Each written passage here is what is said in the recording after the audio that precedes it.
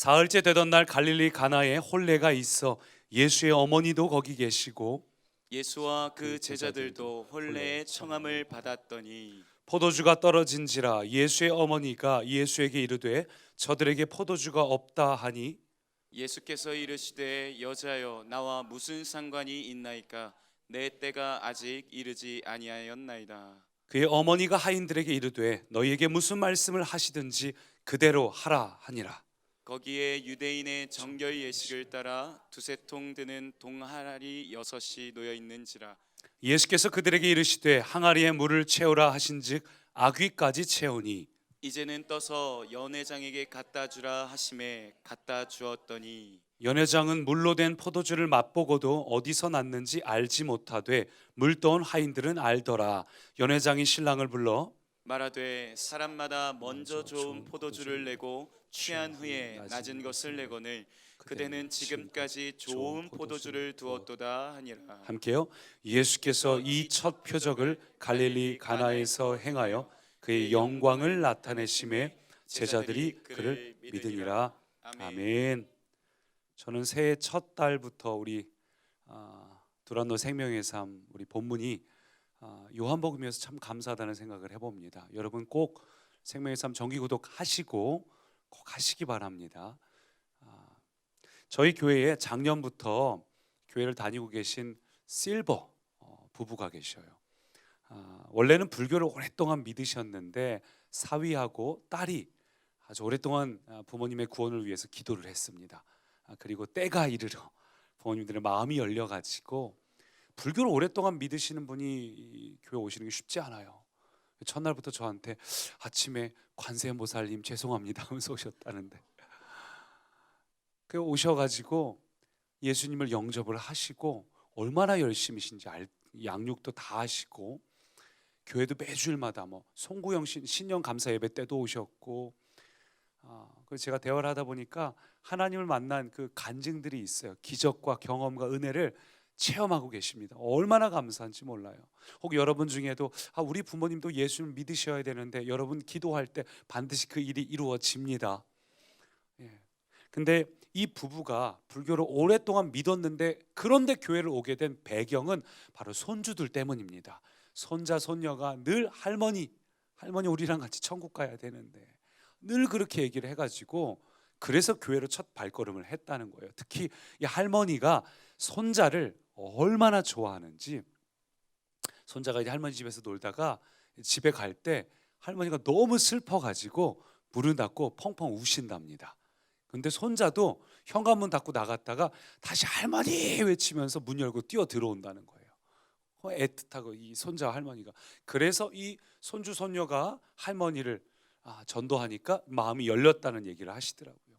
근데 이 할머니께서 그러니까 저는 이제 어머님이라 칭할게요. 이 어머님께서 저에게 하시는 말씀이 제가 얼마나 이 손자를 아끼고 사랑하는지 목사님께 이런 말 해도 될지 모르겠는데 우리는 전생에 부부였나 봐요. 그러시더라고요. 그래서 그만큼 사랑하시는구나. 예. 그 오신 지 얼마 안 되셨을 때요. 관세음보살님 분자할 그때셨어요. 근데 제가 그 표현이 이 전생이라는 표현이 너무 재미있어서 저희 리더 목자들하고 그렇게 오셨다는 얘기하면서 그 손주들이 얼마나 애틋하게 전생에 부부란 표현까지 쓰셨다 했더니 다른 집사님이 그 얘기 듣다가 에이 부부였다면 그렇게 애틋할 리가 없지. 부부였을 리가 없어. 예. 너무 크게 박치시면 남편 괜찮으신가요? 모르겠네요. 어떻게 여러분 좀 애틋하십니까? 예. 청년들에게 환상을 심어주십시오. 비전을 심어주셔야 돼요. 누구나 로맨틱하고 아름다운 인생을 꿈꿔요. 누구나 행복한 잔치집 같은 그런 인생을 꿈꾸지만 우리의 현실은 늘 결핍을 느낍니다. 배우자가 곁에 있어도 자식이 옆에 있어도 고독하고 외롭고 늘 행복할 줄 알았는데 사실은 결핍이 있다는 것을 느끼는 게 우리 인생이죠. 우리 인생은 겉으로는 화려해 보이나 속으로는 실속이 없고 겉으로는 시끌벅적해 보이지만 사실은 외롭고 고독하며 겉으로 보기에는 뭔가 갇혀 있는 것 같으나 그 속은 텅 빈 껍데기에 불과한 것, 그게 우리 인생 아닙니까? 그래서 언제나 우리 인생이 술집에서 인생을 논하는 것, 그것이 하나님이 없는 본질을 잃어버린 우리 인생의 모습입니다. 그리고 오늘 본문도 바로 그 결핍에 대한 이야기를 하고 있습니다. 오늘 본문은 가나라는 마을의 혼인 잔치집이에요. 결혼식입니다. 새로운 출발을 앞두고 꿈에 부풀어 있는, 가장 기뻐해야 되고 가장 축복을 받아야 되고 사람들의 축하를 받는 가장 행복한 자리에서 날벼락처럼 포도주가 떨어진 거예요. 여러분, 포도주는 그 잔치를 기쁘게 하는 기쁨 그 자체를 상징합니다. 포도주가 떨어졌다는 건 가장 기뻐해야 되고 가장 축하를 받아야 되고 가장 축복을 받아야 될 그 자리에 결정적인 순간에 기쁨이 상실됐다는 거예요. 결정적인 그 순간에 행복이, 기쁨이 사라진 상태, 그게 바로 우리 인생의 실상 아닙니까? 우리 인생이 뭡니까? 누구나 혼인잔치집처럼 화려하고 축하받고 축복받고 싶은 인생을 시작해요. 자녀가 태어났을 때 이 자녀에 대한 기대가, 결혼했을 때 배우자에 대한 기대가, 직장을 새로 다닐 때 그 기대가, 우리는 많은 걸 기대하죠. 설레는 마음이 있습니다. 올해도 2020년도 설레는 마음으로 시작을 하지만 인생이란 건 결정적인 순간에 언제나 결핍을 경험해요. 결정적인 순간에 무언가가 떨어졌음을 경험하는 게 대부분의 사람들의 모습입니다. 그래서 이 요한이 포도주가 떨어졌다는 단어를 쓸 때 이 떨어졌다를 여러 가지 단어를 쓸 수 있는데 헬라어로 휘스테레오라는 단어를 썼습니다. 이거는 실패하다, 결핍하다, 이 단어를 사용했어요. 의도적으로 요한이 이 단어를 사용한 겁니다. 사랑하는 꿈의 가족 여러분, 그러나 세상은, 인생은 결정적인 순간에 결핍과 실패를 경험하지만 그리스도의 자녀된 우리는 어떤 결핍과 실패의 순간에도 반드시 새로운 축복이 시작됨을 믿으시기 바랍니다. 하나님의 자녀에게 실패는 없습니다. 하나님의 자녀에게는 결핍이 복이 됩니다. 그러면 우리가 이 말씀을 통해서 어떻게 하면 우리가 가나의 혼인잔치집처럼 기대하지만 결과적으로 우리 인생의 부족함을 느끼고 실패를 느낄 때 그 순간에도 어떻게 하면 물이 포도주로 바뀌는 기적을 경험할 수 있을까? 어떻게 하면 우리가 혼인잔치집 같은 삶을 살 수 있을까? 오늘 여러분, 하나님이 혼인잔치로 여러분을 초대하실 때 그 초대에 기쁨으로 응하시기 바랍니다. 어떻게 하면 우리가 예수 그리스도께서 이루신 이 기적의 혼인잔치에 우리도 참여할 수 있을까? 첫 번째 한번 따라 하시죠. 이해가 안 돼도 믿음. 이해가 안 돼도 믿음. 이해가 안 돼도 믿는 게 너무너무 중요해요. 자, 5절 보니까 이렇게 말합니다. 같이요. 그의 어머니가 하인들에게 이르되 너희에게 무슨 말씀을 하시든지 그대로 하라 하니라. 이 사건은 예수님께서 공생의 첫 번째 기적이라고 요한은 말합니다. 왜 공생의 첫 번째 기적을 바로 이 사건으로 시작을 하셨을까? 이 혼인잔치, 포도주, 이런 단어가 굉장히 중요해요. 성경 전체를 관통하는 어린 양의 혼인잔치, 계시록에 나오는 이 모든 것들을 우리가 이해하고 이 내용을 읽으면 더 도움이 되는데 그것까지 다루면 너무 시간이 길기 때문에 그건 좀 킵하고, 본문에서 이 사건을 기적이라고 표현하지 않고 본문을 보면 표적이라고 사용을 합니다. 첫 번째 표적이다. 여러분, 기적하고 표적은 좀 다릅니다. 표적이란 단어 말고 성경의 대부분은 기적, 기사, 이적, 이사 뭐 이런 단어를 사용을 하는데 요한은 언제나 표적이란 단어를 좋아했어요. 예수님의 수많은 기적 중에도 겨우 7번의 기적만 표적이란 단어를 사용해서 기록을 했습니다. 표적이란 단어가 헬라어로 세메니온이란 단어인데 이 세메이온이란 단어의 이 어원이 세마라는 단어고 이거는 표시하다, 영어로 하면 사인 이런 뜻이에요. 그러니까 우리말로 표현하면 뭐 이정표가 되겠죠. 제가 이렇게 하면은 여러분 제 손을 봐야 됩니까? 아니면 손가락이 가리키는 곳을 봐야 됩니까? 실제로 가리키는 걸 보실 필요는 없어요. 갑자기 왜 그러시나 하고. 근데 우리는 이게 세메이온이에요. 세메이온 표적은 이 손을 주목하라는 것이 아니라 가리키는 방향을 보라는 뜻입니다. 이게 세메이온 표적이에요. 그래서 표적이라는 단어를 요한이 의도적으로 사용한 겁니다. 요한이 이 단어를 사용함으로써 뭘 이야기하고 싶은 거냐면 예수님께서 왜 이 기적을 행하셨는가, 어떤 목적을 갖고 이걸 행하셨는가, 그 의미와 이유를 생각하라는 겁니다. 그래서 표적이라는 단어를 굳이 사용했습니다. 그러면 요한이 이 표적이라는 단어를 통해서 뭘 알려주고 싶은 걸까요? 오늘 본문에 무슨 중요한 것이 있는 걸까? 그것은 우리가 혼인잔치 기적에서 주목할 것이 물이 포도주가 됐네? 야, 예수님을 만나면 기적이 일어나나 보네? 우리 인생에도 뭔가 새로운 일이 일어나면 좋겠네? 우리 인생에 어려운 일들이 당장 해결되면 좋겠네? 그 기적 그 자체를 주목하고 기적 그 자체를 구하라는 것이 아니라 표적, 이 기적이 가리키는 것이 무엇인가? 그것은 기적을 행한 분이 누구인가? 거기에 주목하라는 겁니다. 여러분, 기적이 중요한 게 아니에요. 기적을 행한 분이 누구인가? 그분이 누구입니까? 우리 지난주에 나눴죠. 우리 지금 계속해서 새로운 축복 시리즈는 예수님이 누군지를 주목하고 있는데, 지난주 예수님이 어떤 분이셨습니까? 예수님의 존재 그 이상의 존재예요. 그분이 우리를 향한 이 신뢰는 관계 그 이상의 관계예요. 어떤 순간에도 어그러지지 않습니다. 예수님이 메시아고 그분이 우리의 인생의 구주로 통치자로 우리 가운데 오신 그분에게 주목하라. 이 표적을 통해 그분에게 주목하라. 요한은 그걸 이야기하는 거예요. 여러분, 결국 그래서 포도주 사건은 기적의 행위를 말하는 것이 아니라 기적의 주인이 누구인지를 주목하고 있습니다. 여러분, 함께 주목하시기를 축원합니다. 물이 포도주로 바뀐 것이 핵심이 아니라 이 사건의 핵심은 기적의 주인인 예수 그리스도가 누구신가? 그분이 누구기에 이런 기적을 행하는가? 그분이 메시아구나. 그걸 믿으라는 거예요. 그래서 예수님은 자꾸만 기적을 보여주세요. 기적 보여주세요. 표적을 보여주세요. 이렇게 말했을 때 예수님 뭐라 그러셨죠?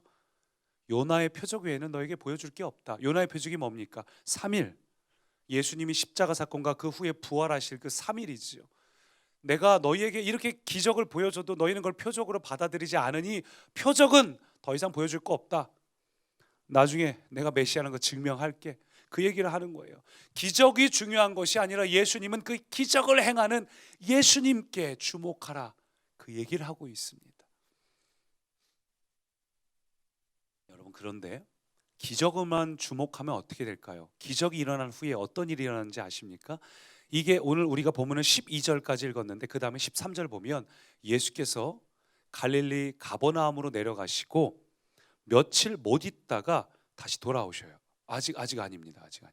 예. 갈릴리 가버나움으로 내려가시고 며칠 못 있다가 거기를 떠나셨다고 말합니다. 근데 예수님께서 고향이 어디죠?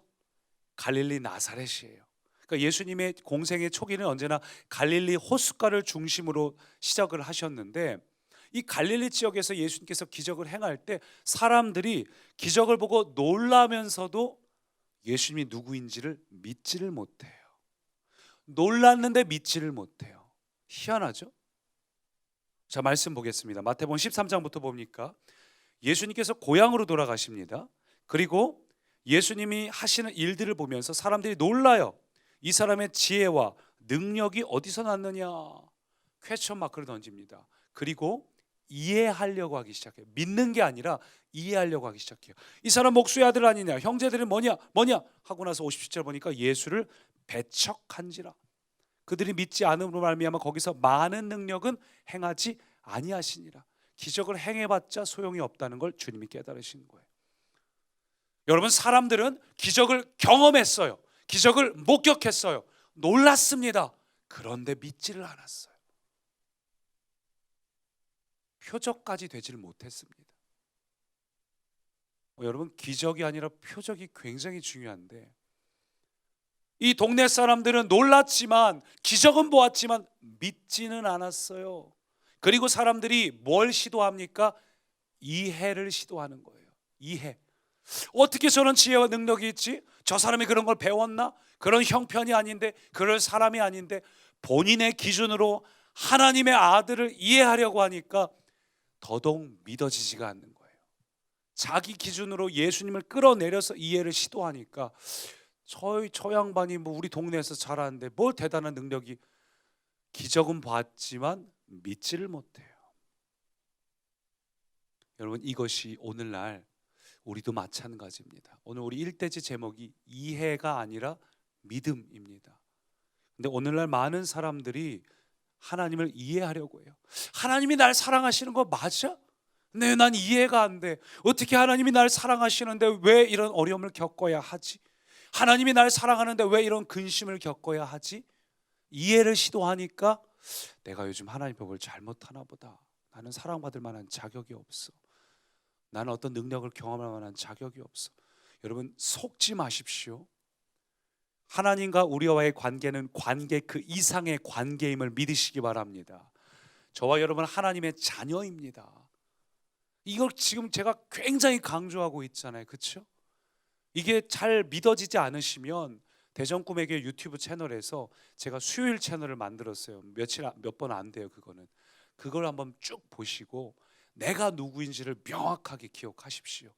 사단에게 속지 마세요.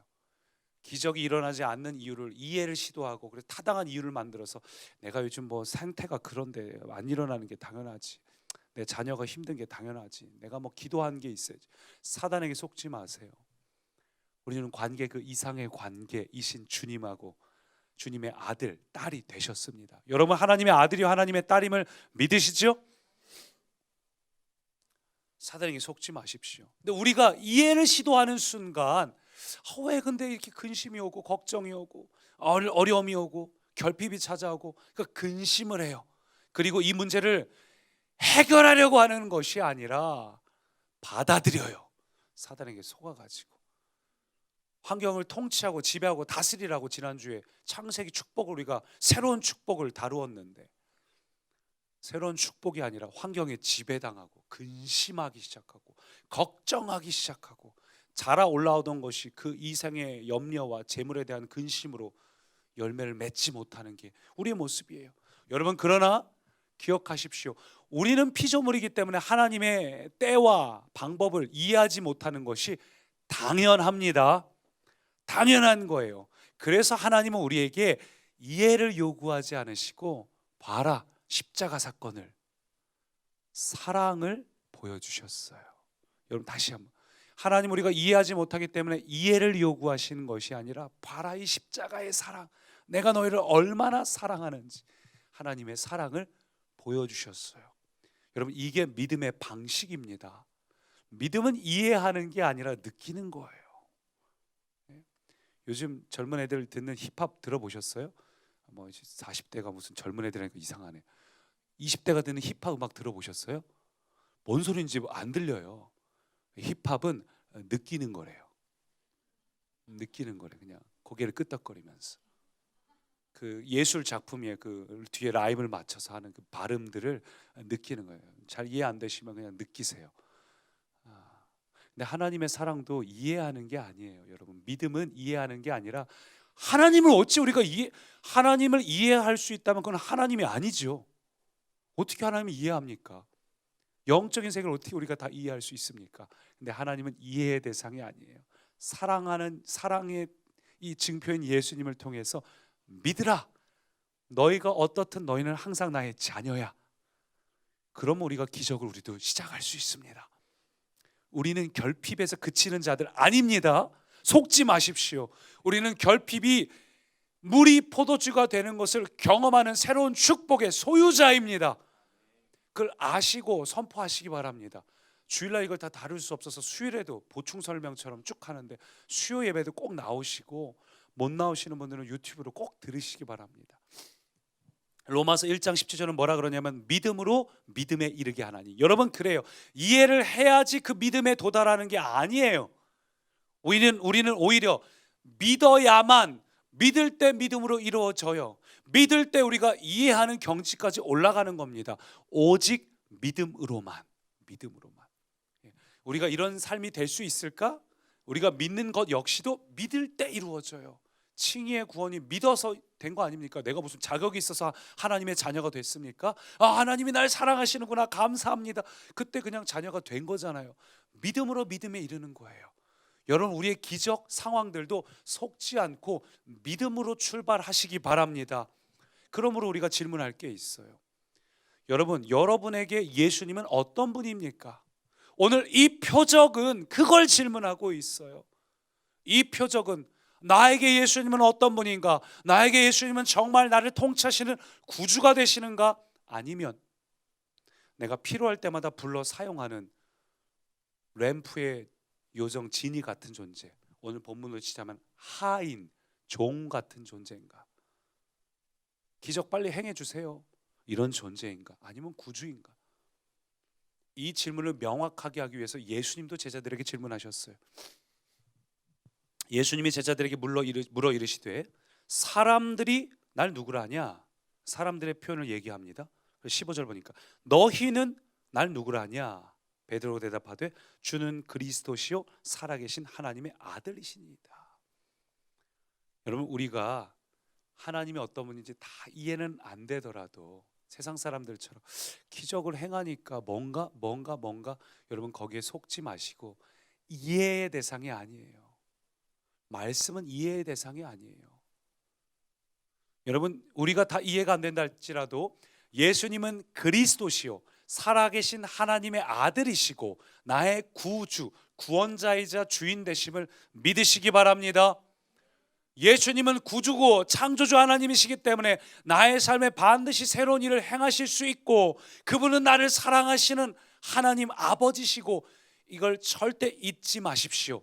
그걸 여러분이 믿음으로 취할 때 내가 누구인지 명확하고 또 내게 어떤 능력이 주어졌는지, 지난주 말씀처럼 이 피조 세계를 통치할 권세가 내게 주어졌다는 것을 우리가 잊지 않을 때 그때 새로운 축복이 시작이 됩니다. 다시 본문으로 돌아가서 하나님이 가나의 혼인잔치에서 첫 번째 표적 세메이온을 보이시니까 제자들이 예수님을 메시아, 구주로 영접했어요. 요한복음 2장 11절 첫 번째 표적을 보이시니까 제자들이 그를 믿게 되었습니다. 여러분, 그래요. 우리를 포함해서 대부분의 사람들은 예수님께서 뭔가 기적, 이적, 특별한 일을 보여주시고 이해를 시켜줘야지만 믿습니다.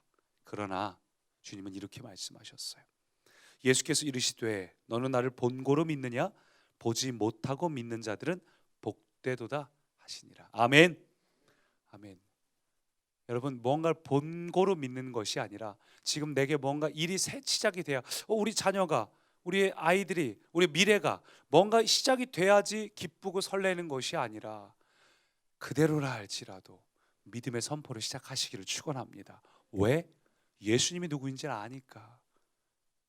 그분을 믿는다면, 그분이 지금 왜 그러시는지 이해 안 되더라도 그분을 신뢰한다면, 그분이 누구인지 알기 때문에 믿는다면 새로운 축복은 여러분의 것입니다. 할렐루야.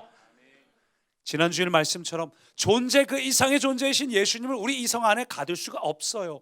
그러니 이해하려고 하지 말고 믿으시기 바랍니다. 생각해 보세요.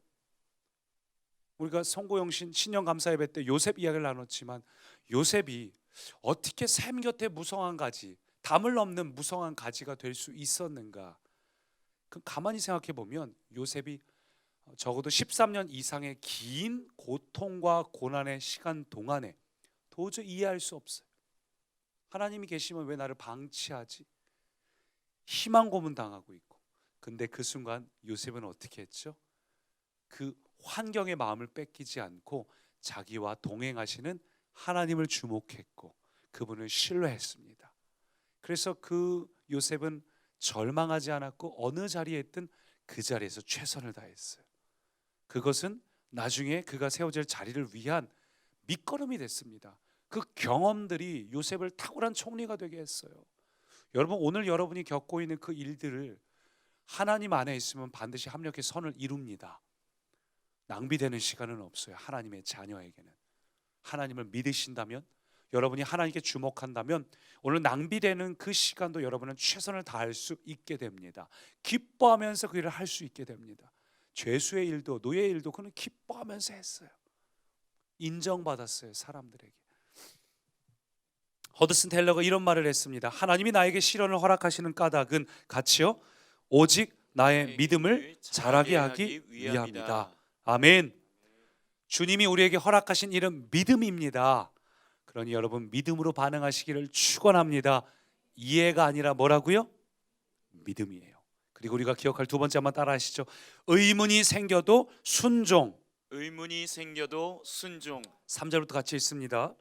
포도주가 떨어진지라 예수의 어머니가 예수에게 이르되 저들에게 포도주가 없다 하니 예수께서 이르시되 여자여 나와 무슨 상관이 있나이까. 이 장면은 예수님에 대해서 우리가 좀 의문을 품게 만드는 구절이죠. 예수님이 정말 사랑의 하나님이 맞다면 어찌 이렇게 야박하게 말씀하실까? 사람들이 지금 어렵다라고 마리아가 얘기했는데 나랑 무슨 상관이 있습니까? 내 때가 아직 이르지 않았다는 부분은 요거는 좀 별도의 표현이에요. 요거는 예수님의 혼인잔치의 의미와 포도주의 의미를 이해하면 그건 좀 별개 얘기니까 이걸 일단 따로 떼어두고, 왜 이렇게 야박하게 나랑 무슨 상관이 있습니까? 여러분, 이게 우리 모습이에요. 우리는 신앙생활하면서 의문이 굉장히 많이 생겨요. 의문. 하나님이 날 사랑하시는데 왜 나를 방치하는 것 같지? 하나님이 날 사랑하시는데 왜 아프지? 하나님 날 사랑하시는데 왜 힘든 일이 자꾸 반복돼서 내가 맥이 탁 빠지고 그럴 때 있잖아요. 우리 의문이 생겨요. 오늘 두 번째 대지가 의문이 생겨도. 의문이 생깁니다. 왜 포도주가 떨어져야 되는지 우리는 이해할 수 없고 야박하게 나랑 무슨 상관이 있습니까? 주님이 말씀하시듯이 내가 기도해도 안 들으시는 것 같아요. 그런데 본문을 자세히 보면 예수님이 결코 야박하신 게 아니에요. 다시 본문 볼까요? 3절부터. 포도주가 떨어진지라 예수의 어머니가 포도주가 없나이다. 예수께서 나와 무슨 상관이 있나이까. 그 다음에 마리아가 뭐라 그러죠? 하인들에게 이르되 너희에게 무슨 말씀을 하시든지 그대로 하라. 굉장히 중요해요. 한번 이 내용을 잘 설명해 보면 예수님은 마리아의 말을 거부한 게 아니에요. 지금 예수님이 마리아에게 나와 무슨 상관이 있습니까? 이거는 어머니, 지금 어머니와 저는 이 집에 손님으로 와 있습니다. 손님으로 있는데 뭘 할 수 있습니까? 그 얘기예요.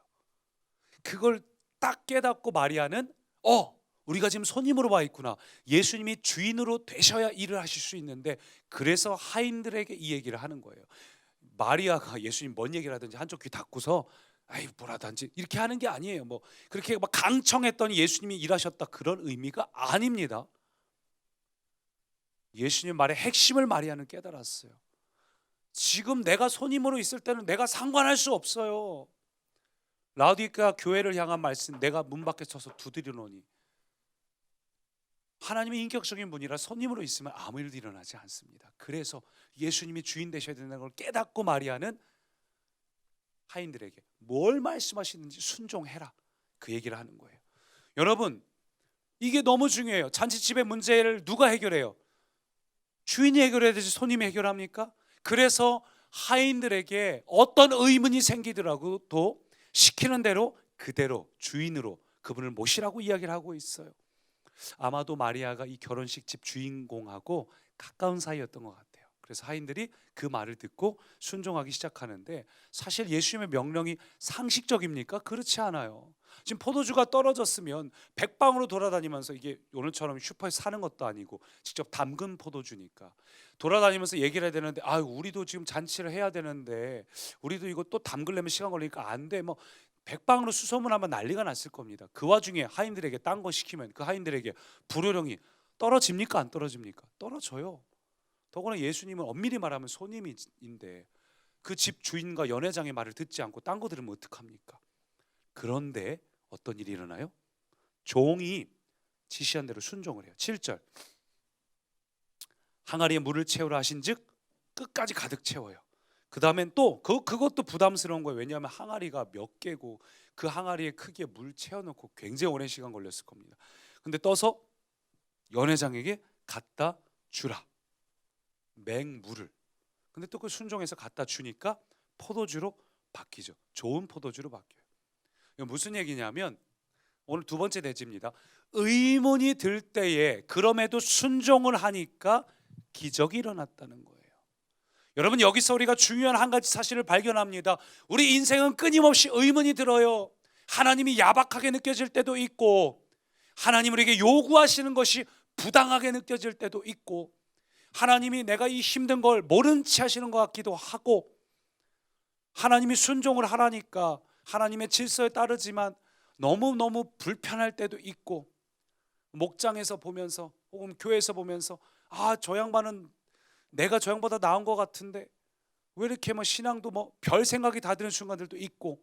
여러분, 그런데 우리가 정말 중요한 사실은 의문이 중요한 것이 아니라 우리가 교회를 다녀도 이 새로운 축복을 경험하지 못하는 이유는 순종하지 않는 것에 있구나. 의문 때문에 순종을 하지 않아요. 기도 많이 한들 저 사람 보니까 기도는 많이 하는데 삶이 엉망이네, 말씀 많이 있는데 삶이 엉망이네. 그래서 내가 기도하지 않아도 되고 내가 말씀을 보지 않아도 되는 당위성이 됩니까? 의문 때문에 순종하지 않는 게 큰 문제예요. 의문 때문에 순종하지 않았다는 겁니다. 여러분, 그러면 왜 오늘날 우리가 말씀에 순종하지 않을까? 그거는 엄밀히 말하면 예수님을 우리의 주인으로 인정하지 않기 때문이에요. 여러분이 예수님을 우리의 주인으로 인정한다면, 내가 종이라는 사실, 피조물이라는 사실을 인정한다면 의문이 들어도 순종하게 돼 있어요. 주인이 말하는데 어떤 종은 물건이잖아요. 근데 어떻게 거부를 할 수 있습니까? 오늘날 이 시대에 많은 성도님들이 교회를 올 때 구경꾼으로 와요. 방관자로 옵니다. 교회는 다니지만 손님으로 머물러 있고 구경꾼으로 머물러 있고 주여 주여 부르지만 주인으로 인정하지 않아요. 예수님께서 그러셨잖아요. 너희가 나더러 주여 주여 하지만 난 너희 모른다. 무슨 얘기예요? 입술로는 주여 말하는데 니네가 언제 나를 주인으로 인정했어? 되게 무서운 말씀이에요. 우리가 왜 축복을 경험하지 못하는가? 아니, 더 정확하게 왜 순종하지 않는가? 왜 우리의 삶에 순종이 잘 나타나지 않는가? 엄밀히 말하면 예수님을 나의 주인으로 인정하지 않고 있다는 증거입니다. 회개해야 될 부분이에요. 바로 잡아야 될 부분입니다. 주인의 명령에 순종하지 않는 종은 종이 아닙니다. 종은 어떤 의문이 들어도 무조건 순종해야 됩니다. 여러분, 종에겐 선택의 여지가 없어요. 마리아가 너에게 무슨 말씀을 하시든지 그대로 하라. 이 하시든지, 그건 헬라어로 조건 불변사라는 단어인데, 표현법인데, 조건 불변사라는 건 어떤 환경, 어떤 상황, 조건이 뭐든지 변하지 말고 순종하라, 그 얘기예요. 그러니까 이 마리아가 무슨 얘기를 하는 거냐면, 야, 예수님이 너희에게 이치에 맞지 않고 사리에 맞지 않고 상식적이지 않은 걸 보여도 마음을 활짝 열고 순종해. 하나님의 나라를 경험하기 시작할 때 우리가 이해 안 되는 순간들이 많이 찾아와요. 그럼에도 불구하고 순종해. 순종했는데 왜 어려움이 찾아오지? 순종했는데 왜 이런 일을 겪어야 되지? 시험 들지 마시고 사단에게 속지 마시고. 그 생각은 사단이 주는 생각입니다. 영적인 세계는 당연히 신비한 거고 이해할 수 없는 건데 의문을 품지 마시고 순종하시기를 축원합니다. 요즘 애들 말대로 표현대로 토달지 말고 하나님 앞에 무조건 말씀 들을 때 즉각 순종, 무조건 순종, 일단 순종 하시기를 축원합니다. 하루를 살면서 주님이 얼마나 여러분에게 많이 말씀하십니까? 그렇죠? 말씀을 듣는 건 당연한 거예요. 이거 이상한 거 아니에요. 새로운 방법으로 들으려고 할 필요도 없어요. 여러분이 예배 때 듣고 하루를 살다가 이거 주님께서 딱 주시는 마음이 있어요. 이렇게 하면 안 되는데, 성령께서 여러분을 조명하시기 때문에 이거는 멈춰야겠는데, 이거는 기뻐하시지 않을 것 같은데, 이건 내가 더 사랑해야 될 것 같은데, 더 품어야 될 것 같은데, 도와야 될 것 같은데, 그 마음에 즉각 순종, 무조건 순종, 절대 순종하시기를 축원합니다. 그래서 이 순종의 중요성을 고린도후서는 이렇게 말해요. 함께요. 하나님의 아들 예수 그리스도는 예하고 아니라 함이 되지 아니하였으니 저에게는 예만 되었느니라. 아멘. 여러분, 왜 순종해야 되는가? 내 편에서는 순종이지만 하나님 편에서 날 책임지시는 거예요. 그렇죠? 내가 순종할 때 하나님 책임지는 거예요. 내 편에서는 순종이시지만 하나님 편에서 보면 축복임을 믿으시기 바랍니다. 말씀을 맺습니다. 여러분, 돌 항아리, 포도주 사건의 참 중심이 되는 소품이에요. 근데 여러분, 이 항아리가 당시에는 손이나 발을 닦는 용도였어요. 이게 굉장히 초라한 그릇입니다. 이 항아리 안에 담겨 있는 물이 깨끗할까요? 더러울까요? 제가 현충원에 갔더니 둘레길 갔더니 샘물 먹는데 세 칸으로 나눠져 있더라고요. 맨 아래 칸은 손 씻는 곳. 근데 이제 잘 몰라갖고 맨 위 칸 물 떠먹는 건데 거기다 제가 손을 씻어버렸어요. 그래서 쿠사리를 들었습니다. 여러분, 저곳은 손과 발을 닦는 곳이에요. 흙먼지가 있는 그 손으로 물을 떠가지고 발 붓고 튀고 깨끗한 물은 아니었어요. 근데 여러분, 그 초라하고 볼품없는 항아리라 할지라도 주님이 손대시면 기적의 도구가 됩니다. 더러운 물이라 할지라도 하나님이 손대시면 포도주가 돼요. 최고의 포도주. 더러운 물, 슬픔, 낙심, 근심, 여러분 인생 속에 쓴 뿌리, 과거로부터 받았던 상처, 부모님으로부터 받았던, 환경으로 받았던 그것들도 더러운 것들이라 할지라도 그리스도 안에 있으면 기쁨이 됩니다. 주님은 그렇게 만드시는 분임을 믿으시기 바랍니다. 저는 저와 여러분이 그렇게 되시기를 축원합니다.